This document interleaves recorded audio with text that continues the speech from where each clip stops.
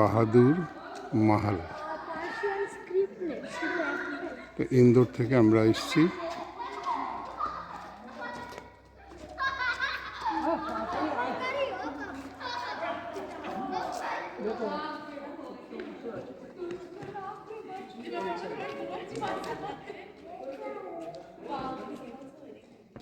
और बाज बहादुर का संगीत होता था।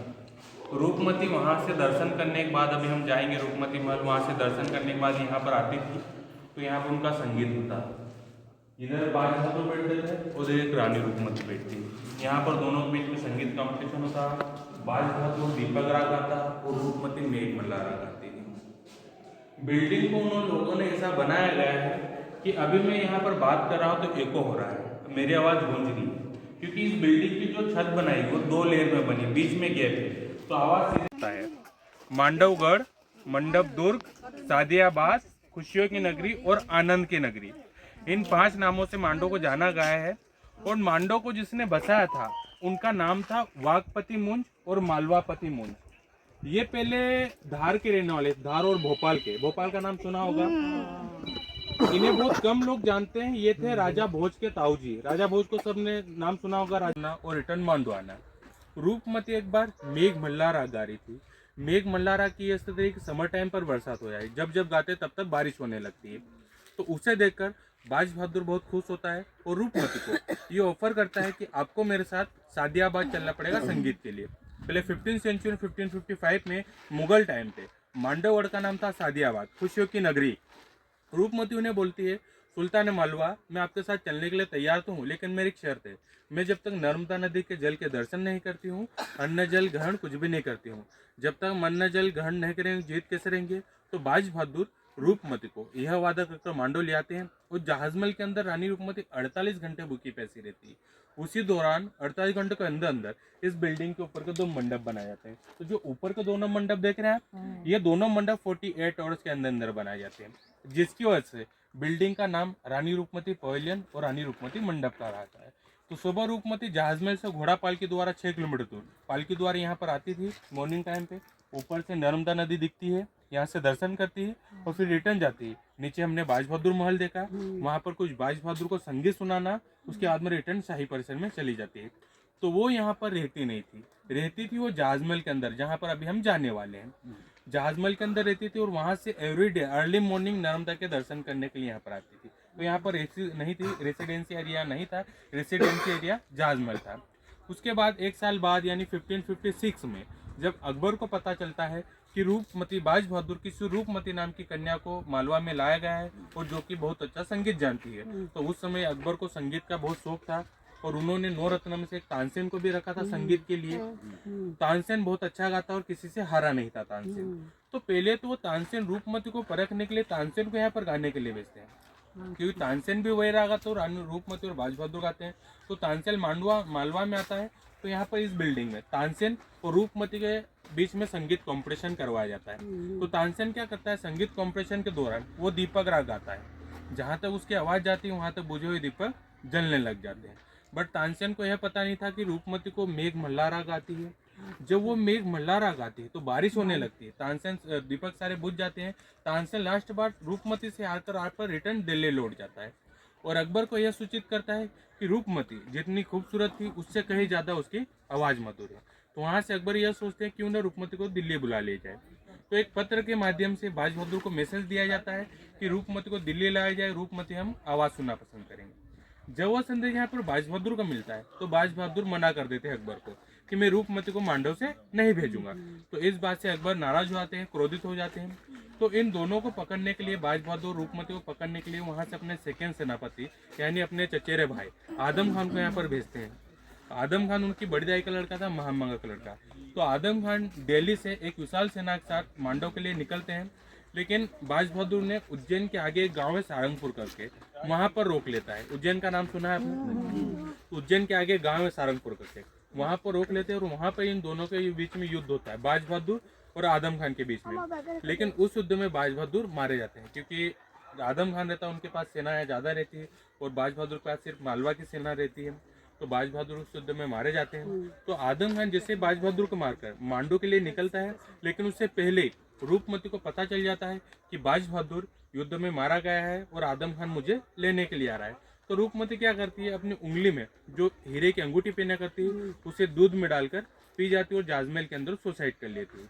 जब आदम खान उसे बाद में रात में 12 बजे मिलने जाता है तो रूपमती को वहां पर मरी हुई देखता है और रूपमती मरने से पहले अपनी दासियों को यह बोल के जाती है कि मेरी डेड बॉडी वहां पर दफनाई जाए जहां पर मेरे प्रेमी की डेड बॉडी दफनाई जाए।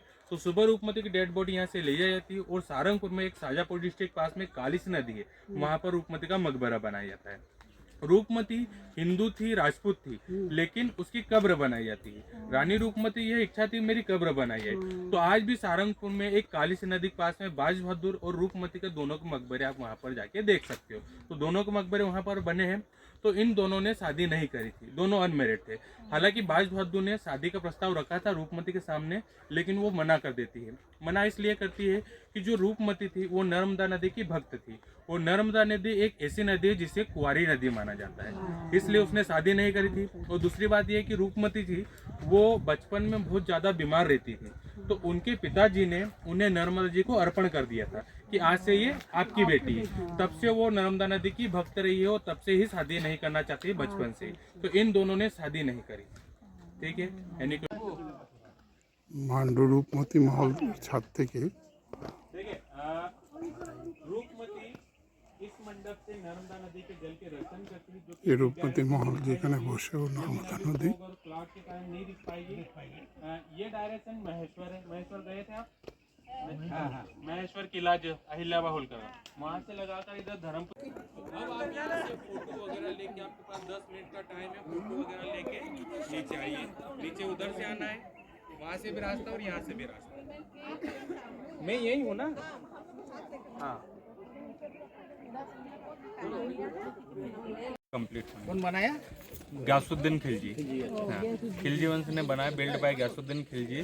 15 सेंचुरी से लेकर 1460 से लेकर 15 सेंचुरी तक इसका निर्माण हुआ। 1569 से लेकर 1500 तक इसका निर्माण हुआ, यानी इसको पूरा बिल्ड होने में 31 ईयर लगे, कंप्लीट होने में पूरा कैंपस।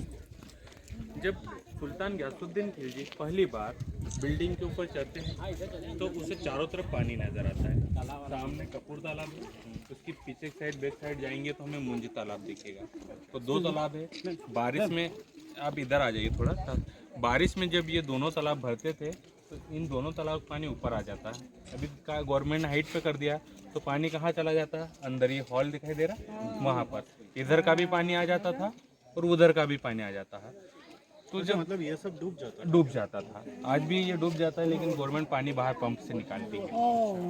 तो अब वेव चलती रहती थी, बादल नीचे आ जाते हैं, चारों तरफ कोहरा नजर आता है, तो उसे ऐसा लगता है कि मैं किसी समुद्र के जहाज में बैठकर जा रहा हूँ। इसलिए इसका नाम शिप पैलेस रखा गया। और सुल्तान गयासुद्दीन खिलजी ने इस बिल्डिंग को अपने हरम के लिए बनाया। हरम मीन्स एक राजा की अनेक रानी, उसे हरम कहते हैं। सुल्तान गयासुद्दीन खिलजी की 1500 पटरानियाँ थी, बट उन्होंने शादी किसी से नहीं करी थी। उनमें ऐसा रहता है, कोई नाचने वाली अच्छी लगी हो तो अपने हरम में लाके रख लेते हैं, कोई गाने वाली अच्छी लगी तो अपने हरम में लाके रख लेते हैं। ऐसे करके उसके हरम में 1500 पटरानियाँ रही थी। और उनकी सिक्योरिटी के लिए कोई मेल सोल्जर नहीं रखा था उन्होंने। यहाँ पर 1000 टर्की से सारे ट्रांसजेंडर बुलाए थे यहाँ पर उनकी सिक्योरिटी के लिए, और सभी को पुरुष की वेशभूषा में यहाँ पर खड़ा कर दिया था, ताकि कोई भी अटैक करेगा तो उसे ऐसा लगेगा कि कोई मेल सोल्जर यहाँ पर खड़ा हो। इसलिए यहाँ पर कोई मेल सोल्जर नहीं रखा था। और उनमें से 1500 रानियों में से उनको 2 प्रकार की रानियाँ पसंद नहीं होती थी, और एक वाइट बाल वाली और एक मोटी रानी। तो जो वाइट बाल वाली रानी होती थी उसके लिए उसने सामने पानी के बीच में देख रहे हैं एक चबूतरा बना हुआ प्लेटफॉर्म दिखाई दे रहा है, वहाँ पर सफ़ेद बाल वाली रानियों को ले जाता है। और उस समय कपूर जड़ी बूटी होती थी, कपूर जड़ी बूटी का नाम है, जो कि जंगलों में लाई जाती है। वहाँ पर लाया जाता है, कपूर का पाउडर बनाया जाता है और वहाँ पर उनके बालों में लगाया जाता है। तो उनके 1 से 2 हफ्ते में बाल काले हो जाते हैं, यानी वो समय की डाई समझ लो आप। अच्छा। और जो मोटी रानी थी उसके लिए यहाँ से 1 किलोमीटर दूर जो जामी मस्जिद है जहाँ पर आपकी बस पार्क करी है, उसके सामने एक अशरफी महल है, जो कि मांडू का सबसे ऊंचा किला था। तो अशरफी महल एक ऐसा महल है, वो आपने कहीं भी देखा होगा, उसकी एक स्टेप 2.5 फीट की बनी। हर एक स्टेप पे वो एक गोल्ड कॉइन रखता है, यानी एक अशरफ रखता है। जितनी भी मोटी रानी रहती है उनको यहाँ से ले जाया जाता है और रानियों को without jump and without run एक ही बार में वो कॉइन उठाना रहता था जी। हाँ, तो रानियाँ क्या करती, चढ़ती थी उतरती थी, जितनी भी 80 रुपये का इकट्ठी होती थी वो गरीबों में बाद में बांट दी जाती थी, तो वो एक्सरसाइज हो जाती थी।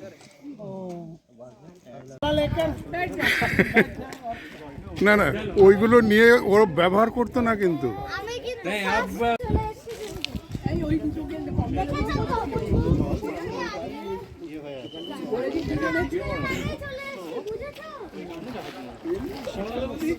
জাহাজ মলের ভিডিও নিচ্ছে।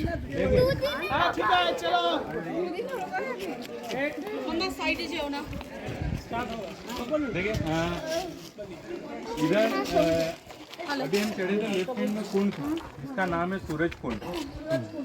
2 लिफ्ट वहाँ पर लगाई जाती है, यानी रहाट, उस समय रहाट बोलते हैं लिफ्ट, पानी ऊपर चढ़ाने के लिए। उस समय इलेक्ट्रिक तो होती नहीं थी, तो रहाट द्वारा यानी आदमी चलाते थे, पानी ऊपर आता था, पानी ऊपर चढ़ाया जाता था। जैसे ही पानी ऊपर चढ़ता पानी इसमें आता। ये जो वाटर चैनल देख रहे हैं, ये वाटर चैनल आगे तक गई है। तो 2 और बारिश में वो लोग क्या करते हैं, बारिश का पानी जितना भी टेरेस के ऊपर आता था, तो आगे पीछे 2 होलो है, देखिए एक यहाँ पर है, ये दिखाई दे रहा आपको, एक यहाँ पर है, आगे भी है। तो आ जाइए, आते जाइए।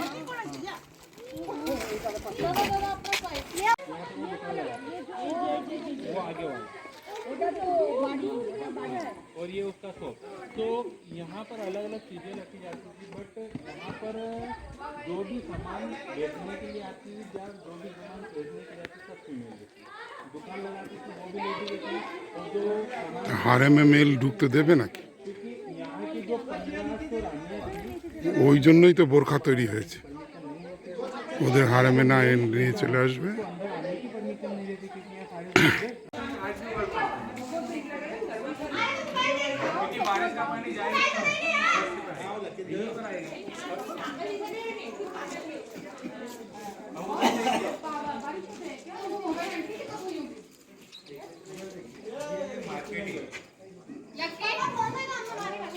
इसके। और इधर देखिए, उधर से लकड़ी जलाई दी जाती थी, पानी गर्म होता था, हीट होती थी, तो स्टीम निकलती थी, स्टीम को स्टोर किया जाता था। और अगर रानियों कभी कभी यहाँ पर स्टीम लेने के लिए आती थी, तो यहाँ पर दरवाजे हुआ करके बंद कर दी जाती थी, वो फिर स्टीम छोड़ी जाती थी चारों तरफ से। यहाँ से स्टीम निकलती थी, देखो यहाँ से स्टीम निकलती थी। उधर होलो देखिए आप, इधर भी देखिए, चारों तरफ होलो थे, स्टीम निकलती थी, रानियाँ स्टीम लेती थी। स्टीम लेने के बाद नहाने के लिए जाती, इधर आइए,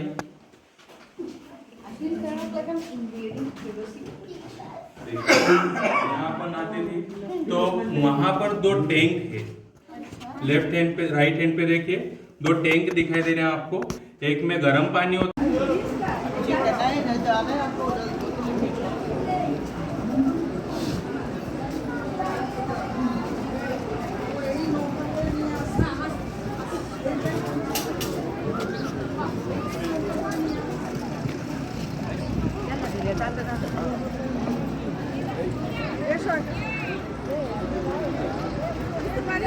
जीवंती यार कहाँ रहेगा ये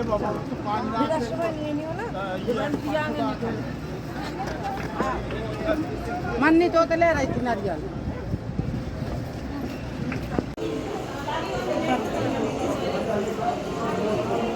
दादा कुछ ছবি তুললে গ্রিপ একটু পাঠিয়ে দেবে না তাহলে নেই কিছু ছবি তুলতে পারি না